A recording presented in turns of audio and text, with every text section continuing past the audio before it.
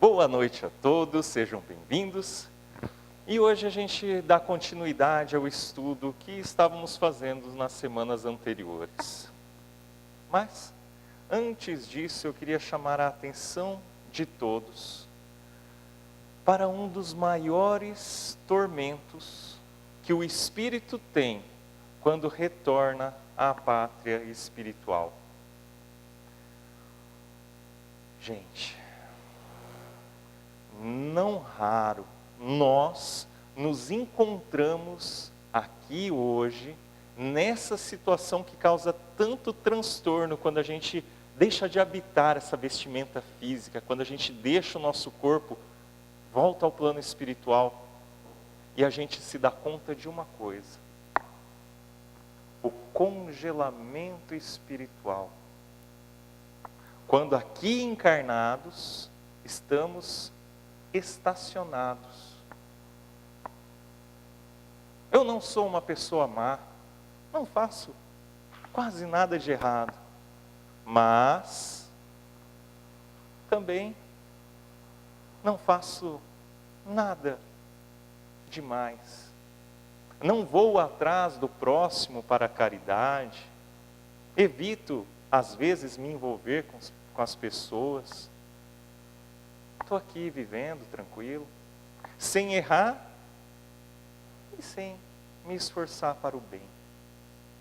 Ao retornar à pátria espiritual, o espírito tem um encontro com a sua própria consciência, que vai lhe cobrar. Não pelos erros, mas por não ter feito quase nada. Uma encarnação praticamente perdida. Será que estamos assim? É necessário, de uma vez por todas, termos consciência de quem somos. Procurar entender quem sou eu. Quem é você? Quando eu me olho no espelho e eu vejo ali um homem barbudo e tal, não sou eu. Eu estou dessa forma. Eu estou com essa vestimenta física, com esse corpo. Mas eu sou um espírito aproveitando essa oportunidade reencarnatória. Por quê? Qual a razão da minha vida? Sem sombra de dúvida, isso vira e mexe, a gente bate na mesma tecla. Não é para viver um dia após o outro, não. Nós imploramos a oportunidade reencarnatória, de maneira consciente ou inconsciente. Estamos aqui vivos, em espírito, com quem realmente deveríamos estar, com as dificuldades ou facilidades que nos auxiliam à evolução. Estamos aqui para crescer, para fazer, não para congelar. Não para ficar esperando a próxima segunda, próximo feriado, a próxima encarnação. É de muito sofrimento. Inclusive há relatos de hospitais psiquiátricos no plano espiritual daqueles que tinham esse conhecimento que era necessário se movimentar, viver, fazer, se envolver, e ao retornar à verdadeira pátria, à verdadeira vida, puxa, eu não fiz nada, tinha tanto conhecimento, sabia e não fiz, e aí? Nós iremos nos cobrar. Aonde está escrita a lei de Deus? Na Bíblia, no Evangelho segundo o Espiritismo, nos 10 mandamentos? Não. É na consciência de cada um. E nós sabemos o que é certo, sabemos o que é errado, sabemos o que deve ser feito. Por que não fazemos? E eu digo mais, Se nós estamos aqui hoje reunidos, é porque cada um aqui tem consciência que é um espírito. Tem consciência que a vida aqui que estamos hoje vivendo vai chegar ao fim e vamos continuar vivos para sempre. Nós fomos criados por Deus e nunca deixaremos de existir. Às vezes o sofrimento, as dificuldades que estamos passando aqui agora são tão poucas. É pouca porque você não conhece a minha vida. Calma. Por maior que seja o sofrimento, quanto tempo você estará nesse sofrimento? Uma vida inteira. Uma vida inteira? O que é uma vida inteira para um espírito imortal? Um flash, um relâmpago, um segundo? É pouco. O verdadeiro espírita, ele tem que ter esta consciência. Tem que entender que nada é por acaso, que o sofrimento não é por acaso. Tem que entender que tudo aquilo que plantamos iremos colher. Se não plantamos nessa vida, estamos colhendo algo que julgamos ser, às vezes, um castigo de Deus. Não é. São os nossos próprios atos. São situações que irão nos fazer crescer. Vamos aproveitar, vamos viver. Vamos aproveitar a força que temos. Colocar em prática. Aqueles planos, e isso é fantástico, lá para o dia 30, 31 de dezembro de todo ano, se repete. Começamos, a fazer a nossa programação para o ano vindouro. E fica na programação. Saímos às vezes de um encontro espírita, de um grupo como hoje, de uma palestra. Puxa, olha que bacana. Bacana, me senti bem e não fiz nada. Vamos fazer. E não vamos pensar em coisas grandes, gigantes, mas nas pequenas coisas que estão ao nosso alcance. Espalhar o carinho, o amor, a compreensão para quem nos rodeia já é um excelente começo. Amanhã, caso vamos para o trabalho, para o estudo, utilizar da mesma força nos nossos afazeres, mesmo que seja sozinho em casa. Colocar força, energia, amor em todo o ato. Fazendo isso, a vida não será mais chata. Fazendo isso, iremos afastar as más influências, iremos afastar os maus pensamentos. A vida vai ficar muito mais leve. Apenas colocando amor, sentimento naquilo que fazemos. Por vezes, olhamos só para cima, e como isso dói, e como dói.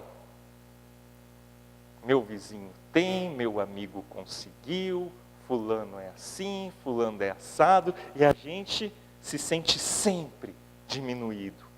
Ao passo que quando procuramos a caridade, o auxílio ao próximo, o que acontece? A gente consegue ver pessoas que estão numa situação, ao nosso entender, pior que a nossa, e estão muito mais felizes, muito mais leves. Você para de olhar para cima quando faz caridade, passa a olhar para pessoas que às vezes são mais necessitadas que nós, e aí a gente começa a reconhecer, puxa vida, eu tenho um carro, não é uma Mercedes, mas eu tenho um carrinho. Eu tenho uma casa, não é uma mansão, mas eu tenho uma casa, tem gente que não tem. Eu consigo andar, falar, ver. E a gente percebe que aquele que está acima de nós, materialmente falando, também terá responsabilidades. Quanto mais é dado, mais será cobrado. Aí a gente começa a nos enxergar, a entender que nós somos luzes. Como disse Jesus, sois deuses. Somos. Temos ali no nosso ser a perfectibilidade. E a gente vai estudar um pouquinho disso hoje. Nosso estudo da noite é uma continuidade, como lá no começo eu estava dizendo, das obras que a gente estudou nas semanas passadas. A gente começou o estudo do Pentateuco Espírita, ou seja, do conjunto das 5 obras básicas da doutrina espírita, codificadas pelo mestre, o professor Allan Kardec, que já estudamos também. Bem, estudamos já a obra O Livro dos Espíritos, O Livro dos Médiuns e o Evangelho segundo o Espiritismo. E hoje vamos ter um encontro muito gostoso com a obra O Céu e o Inferno. Esta obra eu considero-a também fantástica, muito, muito útil ao conhecimento nosso. Agrega muito. E é interessante que a gente pode utilizar uma frase de Jesus para resumir esta obra. A cada um será dado conforme as suas obras. Este é o resumo do livro O Céu e o Inferno. E por que esse é o resumo?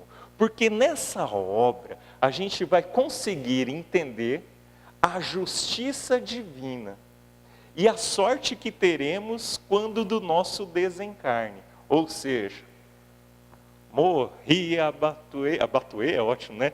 Abotoei o pijama de pau, estou na cidade dos pés juntos, para onde eu vou? Como é o lado de lá?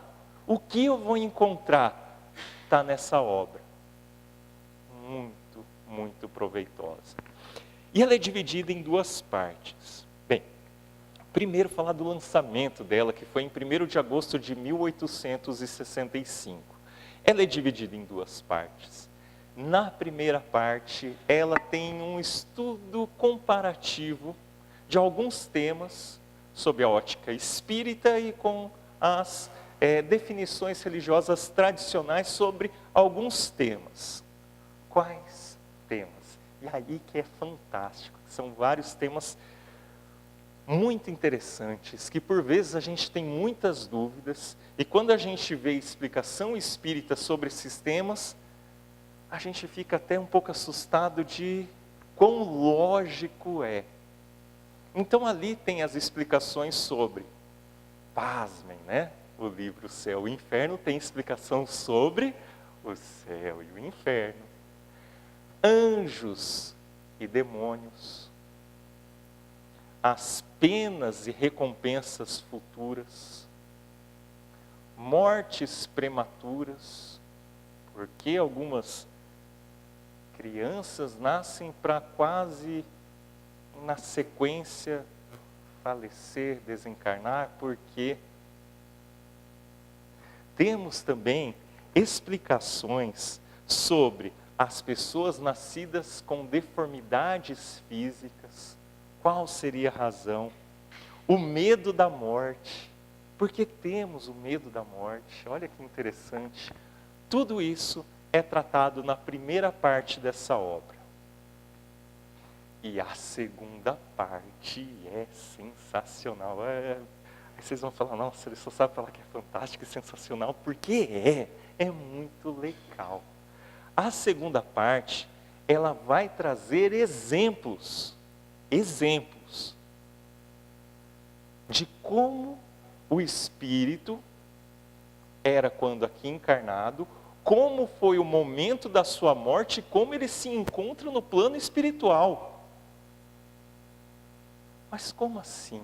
Pois é, é pego exemplos de criminosos arrependidos. Era um criminoso durante a sua vida terrena, se arrepende, mas já desencarnado. Como foi o momento do seu desenlace da carne, né? O momento da morte do corpo físico. Como foi? E agora, lá no plano espiritual, como ele está? Deu para entender como é bacana? Então são criminosos arrependidos. Tem também espíritos endurecidos, espíritos felizes, espíritos medianos, sofredores, de suicidas, como estão do lado de lá, como foi o momento da morte, cegos, mendigo, problema mental. São estes os exemplos que trazemos, que Kardec nos traz na segunda parte desta obra. Bom demais, né? Então agora a gente vai se aprofundar em alguns desses temas. Vamos começar falando sobre anjos e demônios. Primeiramente, uma visão tradicional do que são os anjos e o que são os demônios. Quando a gente pensa em anjo, a gente já pensa lá no serzinho vestido de branco com asinha. Bem, vamos explorar mais um pouco isso. De acordo com as doutrinas tradicionais, os anjos são seres criados por Deus, anteriores à nossa criação, e eles foram criados por Deus já puros e com todo o conhecimento e com todas as virtudes. Assim foi criado os anjos. Tá? Bem, e os demônios? Coisa ruim. Como são os demônios? Os demônios são criaturas que exclusivamente praticam o mal. Tem como líder Lúcifer ou Satanás. E uma coisa que sempre me causou um pouquinho de dúvida, ainda bem que tive contato com a doutrina espírita, que é dito que os demônios são anjos caídos. Ou seja, eles tinham todo o conhecimento, estavam próximos a Deus, mas por orgulho, por vaidade, eles caem e viram demônios. Então, esta é a visão tradicional dos anjos e dos demônios. Beleza. Doutrina espírita. Como explica os anjos e os demônios? Primeiro aspecto, antes de tocar em anjo e demônio, a gente tem que pensar um pouquinho no nosso Criador, Deus. Deus, todo justiça. Deus, todo amor. Deus, toda perfeição. Seria Deus parcial? Se nós, na nossa vida, formos parciais, seremos perfeitos? São coisas que não coadunam, são coisas que não se misturam. Ou você é parcial, ou você não é. E parcial, quando somos, a gente privilegia alguns em detrimento a outros. Admitir que existem anjos da forma tradicional, ou seja, que foram criados perfeitos, significa dizer que Deus é parcial. E sabemos que Deus não é parcial. E mais, se a gente pensar que realmente, da maneira como a gente conversou, que são os anjos, a gente teve um baita de um azar. Porque imagina lá, Deus, transformando lá as pessoas, chega lá, ó, você vai ser um espírito humano, você vai ser um anjo, você vai ser um cachorro. Aí você se aproximando, tomara que eu seja um anjo, tomara que você... Não, você vai ser um corintiano, que foi o meu caso, né? Percebem como a gente pode pensar nisso? Não tem jeito. A doutrina espírita explica que todos nós fomos criados de maneira igual por Deus. Simples e ignorantes em conhecimentos, todos nós iguais, sem vantagens, sem privilégios. E é claro, sem nenhum tipo de penalidade, de castigo. Deus criou nós todos iguais. E nós estamos fazendo escolhas através do livre-arbítrio. Podemos escolher o bom caminho ou o mau caminho. Com o passar do tempo, com a nossa velocidade evolutiva, aquilo que eu disse, nós temos o conhecimento do certo e do errado. Às vezes a gente fica lá parado sem fazer uma coisa nem outra. Você não evolui. Pratique o bem, vá atrás, faça, você vai começar a evoluir muito mais rápido. Os anjos, para a doutrina espírita, são espíritos tais como nós. Só que eles já têm toda uma bagagem de conhecimento. Eles adquiriram por esforço próprio. Não foi Deus que chegou e falou assim: Plim, você é um anjo, já tem todas as virtudes, todo o conhecimento. Deus seria parcial? Horrível pensar nisso. Não.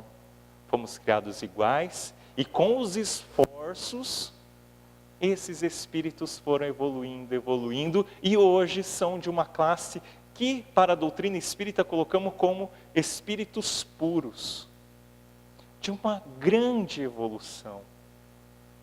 Em contrapartida, também existem aqueles que escolhem os caminhos equivocados. Basta ligar os jornais, né? Quanta coisa a gente vê ali. Alguns programas, se a gente deixar e olhar no cantinho da TV, escorre sangue. Escolhas erradas, equivocados. Quando desencarna, o que acontece? Vão ser atraídos para regiões aonde vão estar com espíritos afins. E podem ficar em situações análogas àquelas que imaginamos como sendo os espíritos diabólicos, maus, ruins.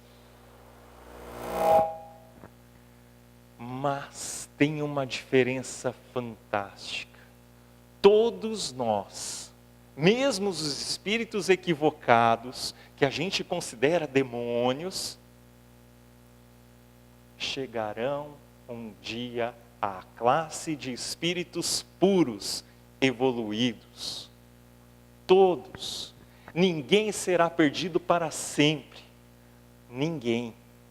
Pode ficar um bom tempo em sofrimento, mas chegará o dia que aquela fagulha divina que existe no coração de todos, como Jesus falou, sois deuses, não falou apenas para os seus apóstolos, falou para todos nós. Estamos mergulhados nas leis divinas, e uma dessas leis é a lei do progresso. Estamos evoluindo, meus amigos. E daqui a pouco a gente vai falar sobre o inferno. E a gente vai ver como acontece lá. Né? Entenderam anjos e demônios? Bem bacana. São espíritos como nós, alguns momentaneamente equivocados, e os outros que estão escolhendo o caminho certo e estão evoluindo. Bem, vamos falar um pouquinho também sobre o medo da morte. E aí? Quem tem medo da morte? Levanta a mão só para ter uma ideia. Eu tenho, né? Então, algumas pessoas têm esse receio. Percebam o seguinte: tem duas coisas bem diferentes: o medo de morrer e o medo da morte. O medo de morrer, para a nossa evolução, momento evolutivo que estamos, é de grande valia. Por quê? É o medo de morrer que nos faz, ao atravessar uma rua, olhar para os dois lados. Ao estar ali a 160 quilômetros por hora na estrada, falar, opa, deixa eu dar uma reduzida. Esse medo de morrer é uma lei divina, a lei da conservação. O nosso espírito sabe o quão importante é essa encarnação. E ele não quer deixar essa encarnação ser antecipada por conta de imprudências. Por isso, o medo de morrer é lícito. Aos poucos, com a nossa evolução, as coisas vão mudando. Mas neste momento, é sem sombra de dúvida muito importante. Agora, também existe o medo da morte.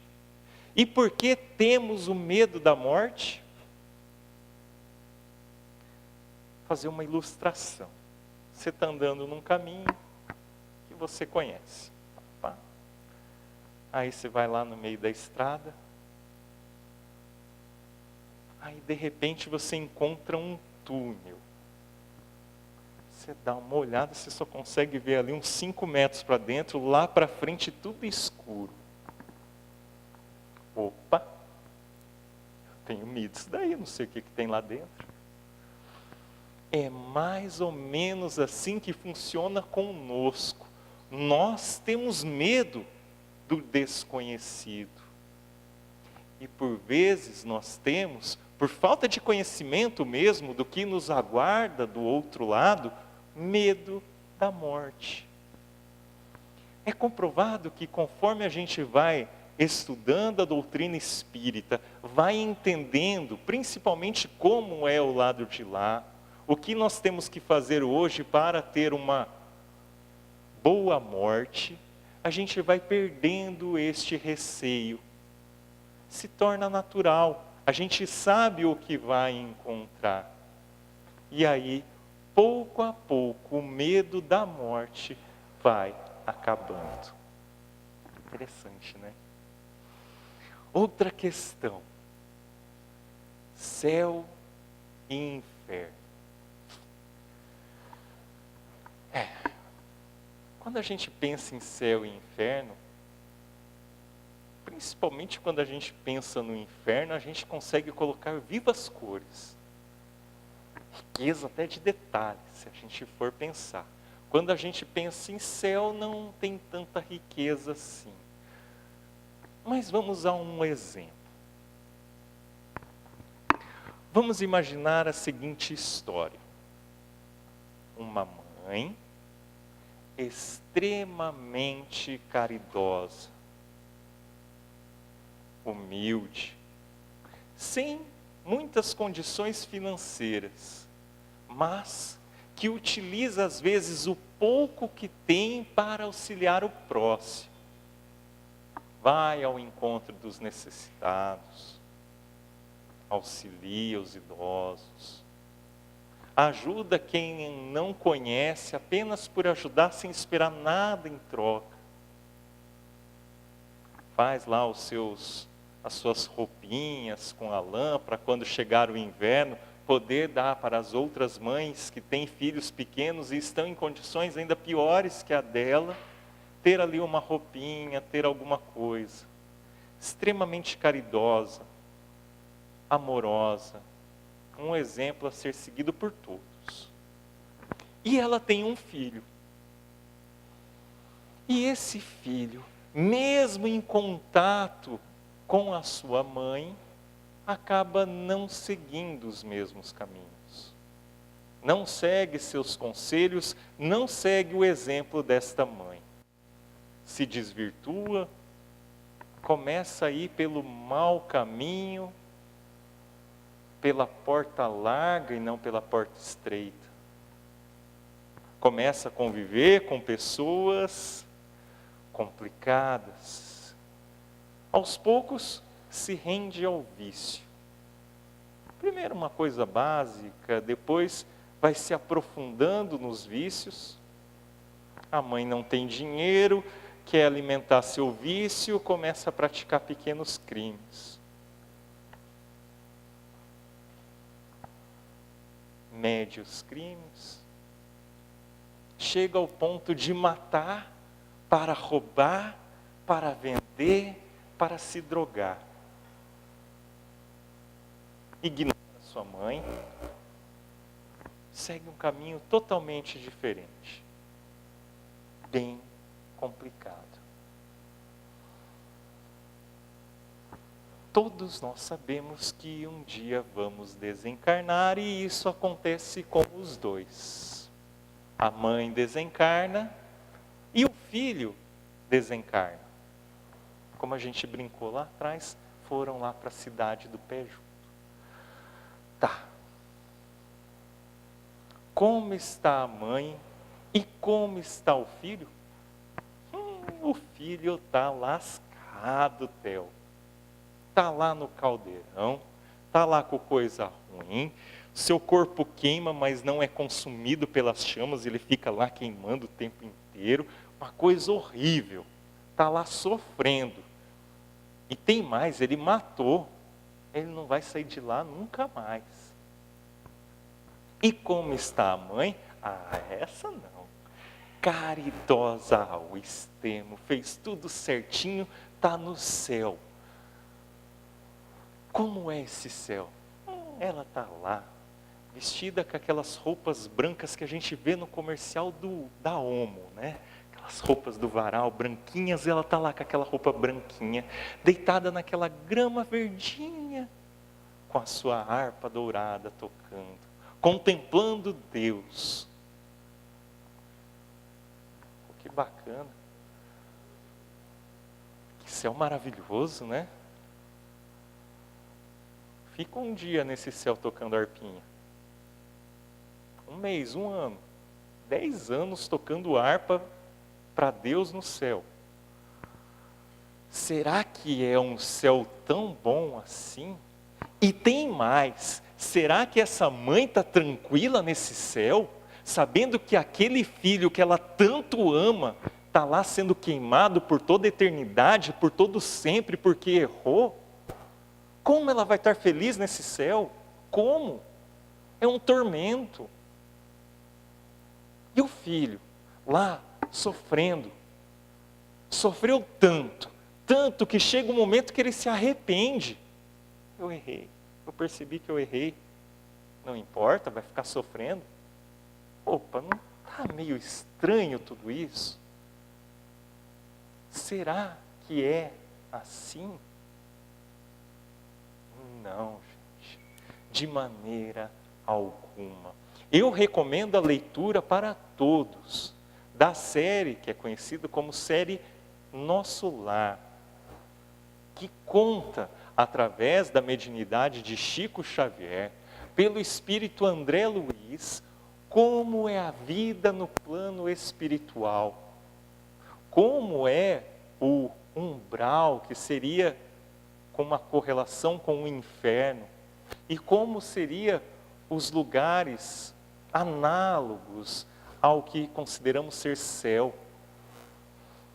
É pulsante, é vida o céu. Não é um momento de contemplação inútil a Deus, não. É um local de trabalho, de conhecimento, de esforço. Aquela mãe, sabendo da condição de seu filho, vai interceder sim por ele.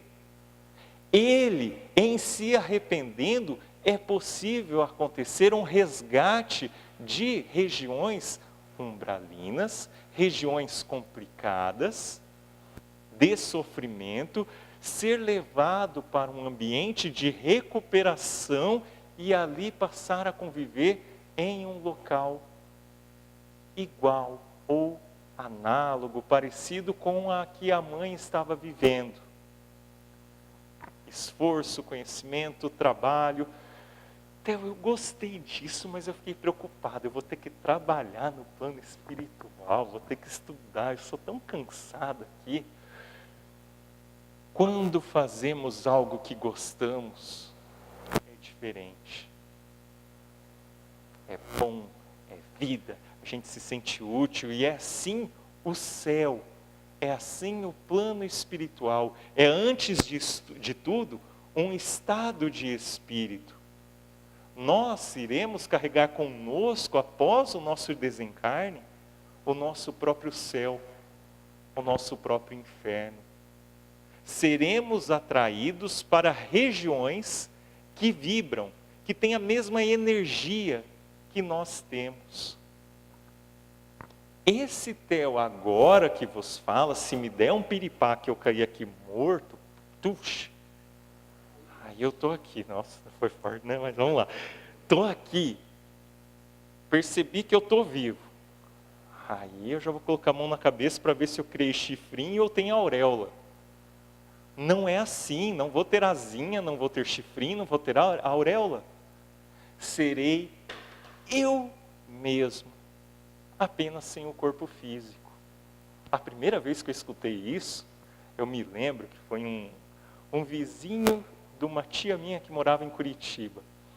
E ele falou assim, não, quando a gente morre, a gente não vai para o céu, para o inferno, a gente vai para lugares que às vezes parece até uma cidade que nem a nossa, de trabalho, de estudo. Eu falei assim comigo, eu tinha lá os meus 7, 8 anos, falei, esse cara é doido. Passado o tempo eu vi como é lógico isso. Não tem mágica, não tem salto. Serei exatamente quem eu sou. Exatamente quem eu sou. Vou para o lugar energeticamente que se equilibra com quem eu sou, com o que eu gosto. A doutrina espírita é muito racional, é muito equilibrada, é linda, linda. Convida a todos a continuarem conosco nas próximas aulas, mergulhando nessa doutrina, nos estudos, nas obras. Como muda, como a gente vai perdendo o medo da morte, como a gente vai se transformando no dia a dia, utilizando a nossa energia para o bem. Como a gente aprende a suportar as dificuldades, os sofrimentos. É uma doutrina que pode muito mudar a nossa vida, a nossa relação conosco, com o próximo e com Deus. Então, convido o Fábio para conversar um pouquinho conosco sobre o Evangelho de Jesus.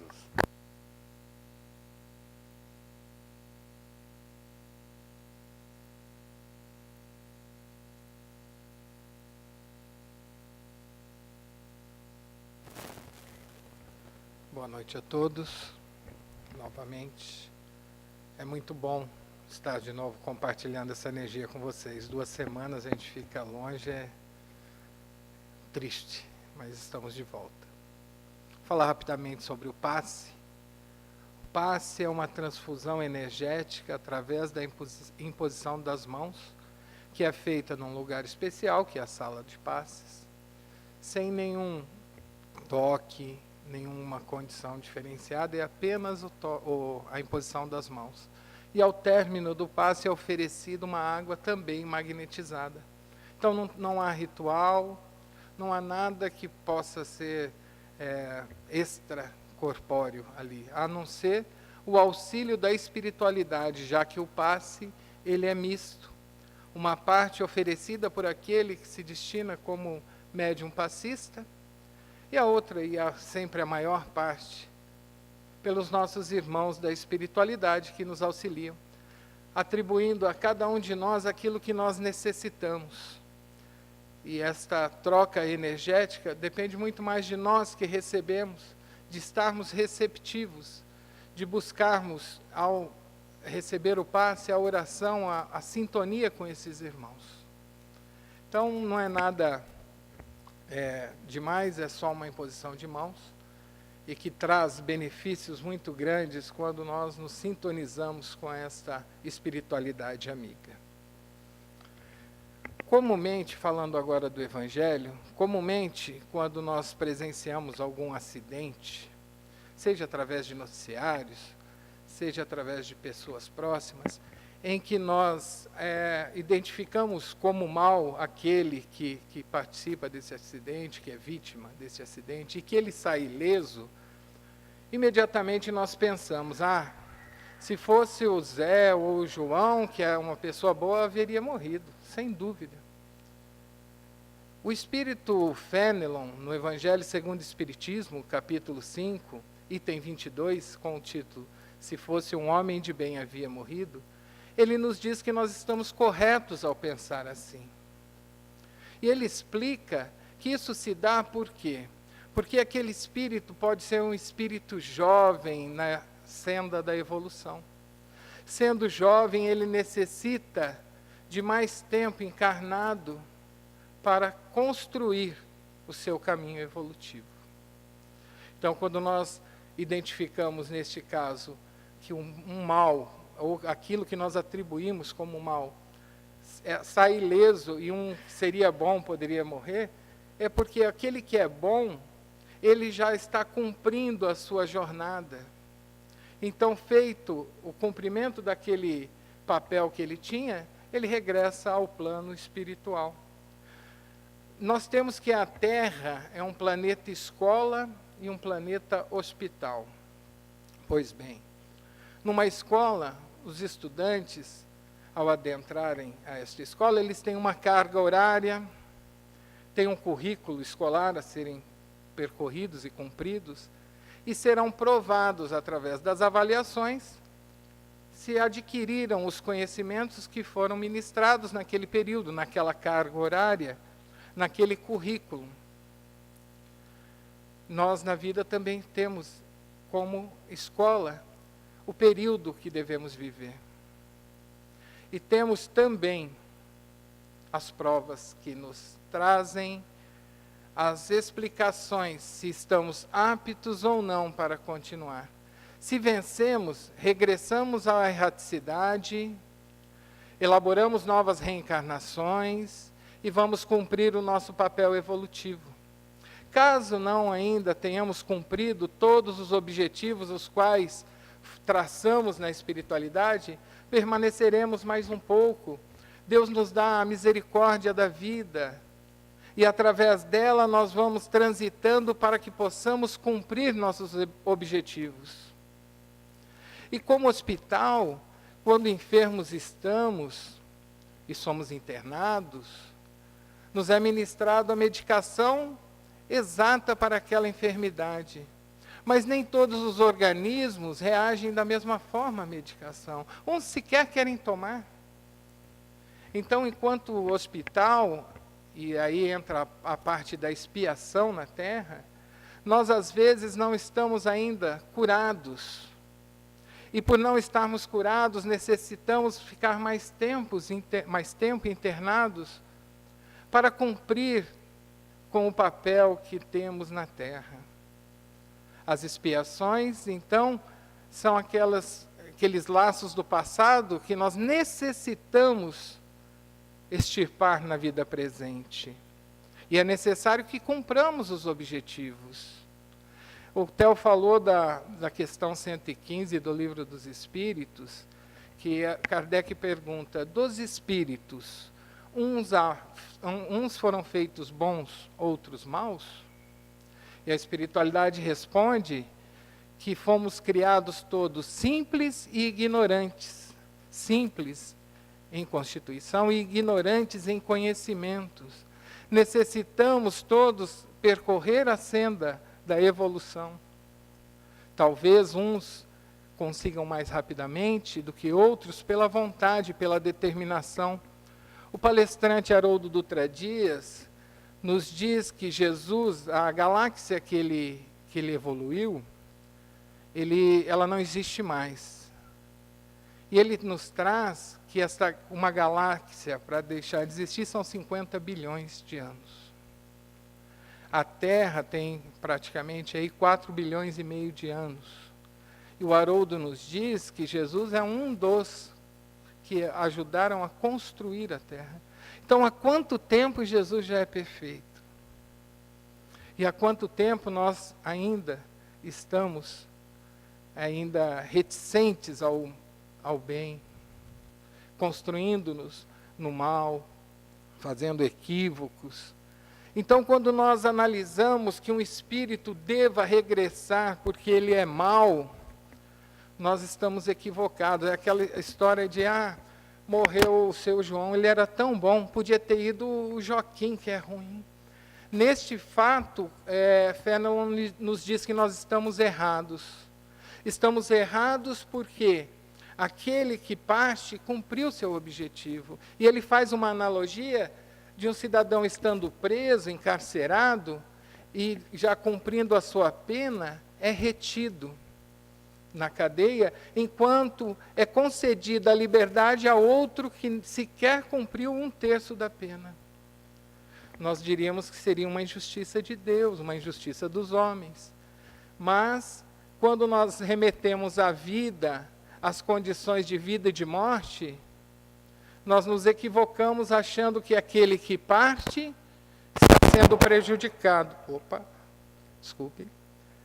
Está sendo prejudicado, sendo que a verdade é que aquele que parte está sendo liberto, ele cumpriu a sua missão, ele cumpriu a sua etapa, não mais necessita permanecer encarnado, excetuando os casos em que nós tentamos a fuga a partir do suicídio.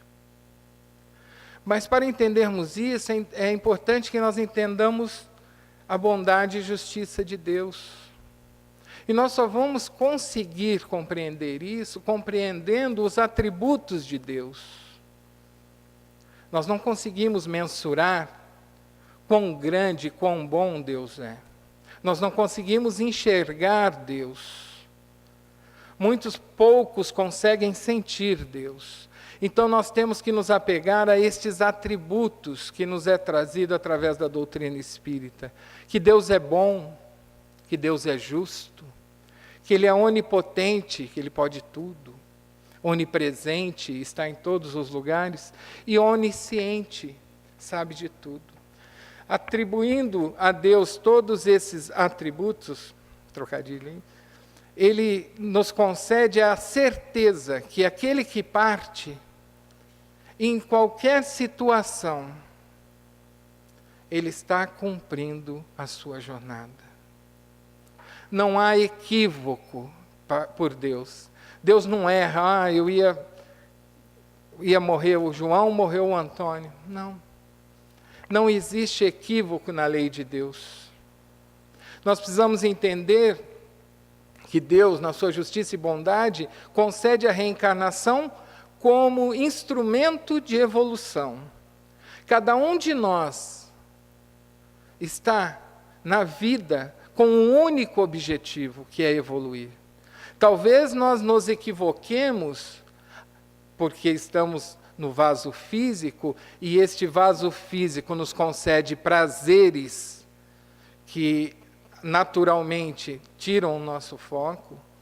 Pensemos que este é o verdadeiro objetivo, é trabalhar, é ter uma família, é constituir riquezas, mas não a partir do momento que nós constituímos a evolução a partir da espiritualização, nós vamos percebendo que isto é secundário, é a periferia de nossas vidas, o centro é o espiritual, a evolução.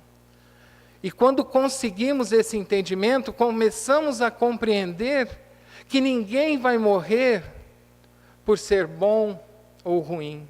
Morre porque alcançou o seu objetivo. Isso não quer dizer que cumpramos integralmente os nossos propósitos reencarnatórios. André Luiz, em suas obras,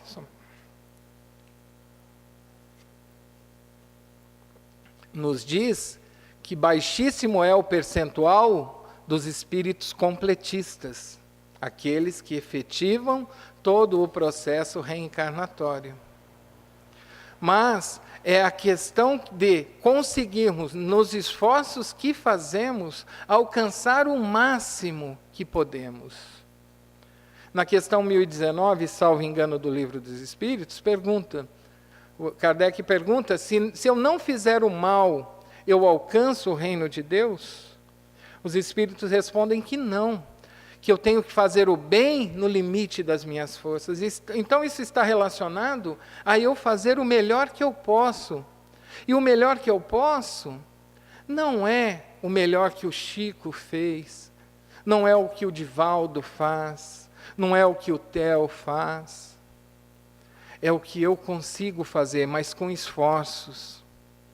Portanto, toda vez que nós temos a presença da morte nas nossas vidas, seja através de entes queridos, de amigos, que concluamos que aquilo que ocorre naquele instante, salvo não ter havido nenhum propósito suicida, é a lei de Deus agindo sobre nós.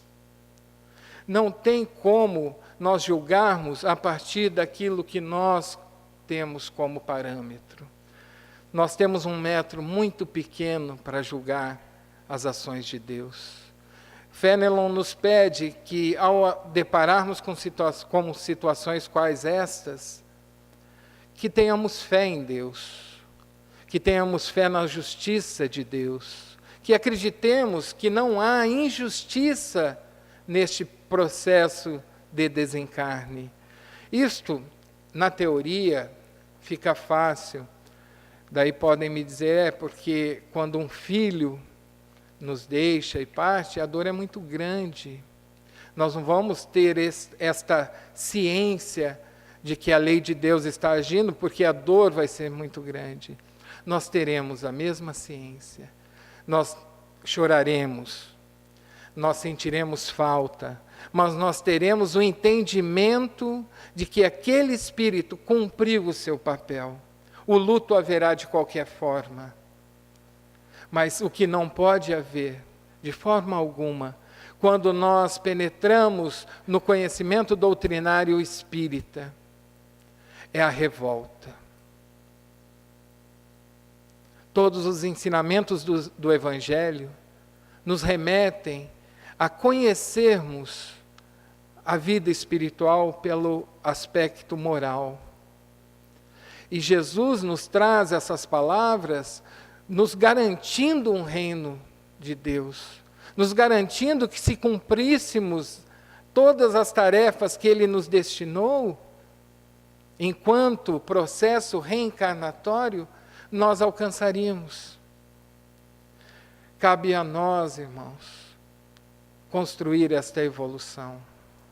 Não dá mais para julgarmos o outro e esquecermos de olhar para nós.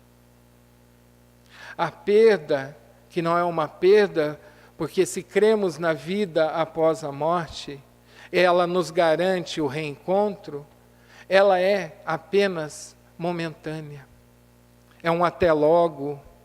Então não devemos julgar que aqueles que se vão estão nos abandonando ou que nunca mais os veremos, porque eles estão cumprindo os seus papéis. E aqueles outros que aos olhos da nossa inferioridade nós julgamos maus, que tenhamos complacência para com eles pela ignorância da lei de Deus, que oremos por eles, porque não existe o mal, como falamos da questão 115, fomos criados simples e ignorantes, ignorantes de conhecimento, e nós só adquiriremos este conhecimento através das variadas reencarnações, de idas e vindas, cumprindo num hospital ou numa escola os objetivos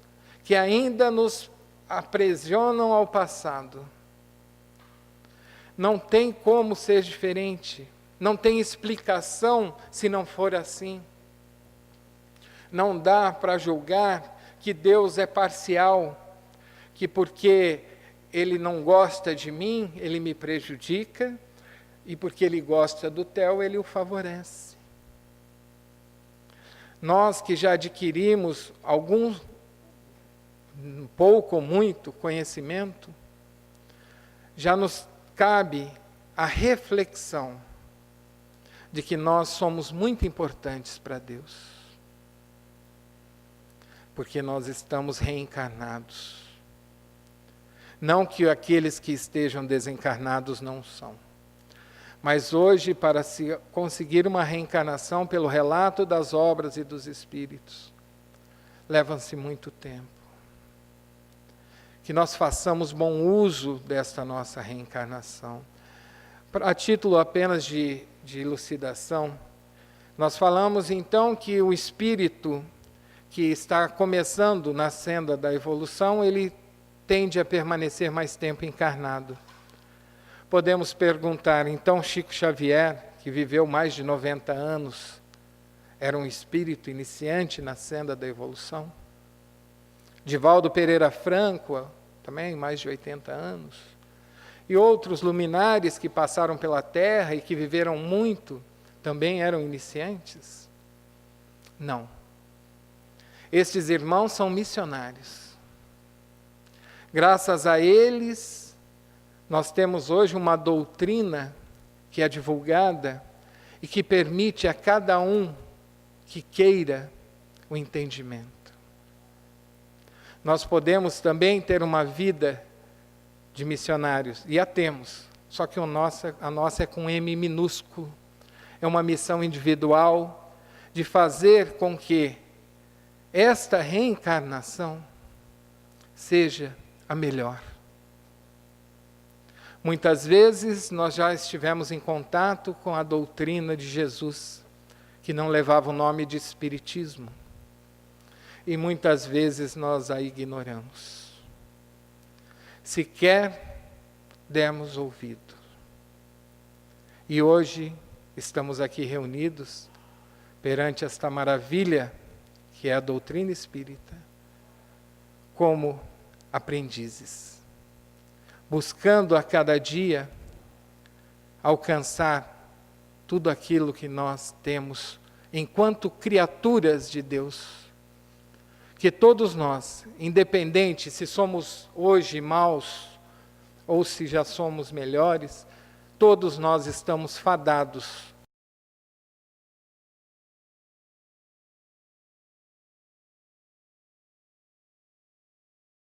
Nós temos um neto muito pequeno para julgar as ações de Deus. Fé nos pede que, ao depararmos com situações quais estas, que tenhamos fé em Deus, que tenhamos fé na justiça de Deus, que acreditemos que não há injustiça neste processo de desencarne. Isto, na teoria, fica fácil. Daí podem me dizer, porque quando um filho nos deixa e parte, a dor é muito grande. Nós não vamos ter essa ciência de que a lei de Deus está agindo, porque a dor vai ser muito grande. Nós teremos a mesma ciência. Nós choraremos, nós sentiremos falta, mas nós teremos o entendimento de que aquele espírito cumpriu o seu papel. O luto haverá de qualquer forma, mas o que não pode haver, de forma alguma, quando nós penetramos no conhecimento doutrinário espírita, é a revolta. Todos os ensinamentos do Evangelho nos remetem a conhecermos a vida espiritual pelo aspecto moral. E Jesus nos traz essas palavras, nos garantindo um reino de Deus, nos garantindo que, se cumpríssemos todas as tarefas que Ele nos destinou, enquanto processo reencarnatório, nós alcançaríamos. Cabe a nós, irmãos, construir esta evolução. Não dá mais para julgarmos o outro e esquecermos de olhar para nós. A perda, que não é uma perda, porque se cremos na vida após a morte, ela nos garante o reencontro, ela é apenas momentânea. É um até logo. Então não devemos julgar que aqueles que se vão estão nos abandonando ou que nunca mais os veremos, porque eles estão cumprindo os seus papéis. E aqueles outros que aos olhos da nossa inferioridade nós julgamos maus, que tenhamos complacência para com eles pela ignorância da lei de Deus, que oremos por eles, porque não existe um mal. Como falamos da questão 115, fomos criados simples e ignorantes de conhecimento. E nós só adquiriremos este conhecimento através das variadas reencarnações, de idas e vindas, cumprindo num hospital ou numa escola os objetivos que ainda nos aprisionam ao passado. Não tem como ser diferente, não tem explicação se não for assim. Não dá para julgar que Deus é parcial, que porque Ele não gosta de mim, Ele me prejudica, e porque Ele gosta do Theo, Ele o favorece. Nós que já adquirimos algum, pouco ou muito conhecimento, já nos cabe a reflexão de que nós somos muito importantes para Deus, porque nós estamos reencarnados.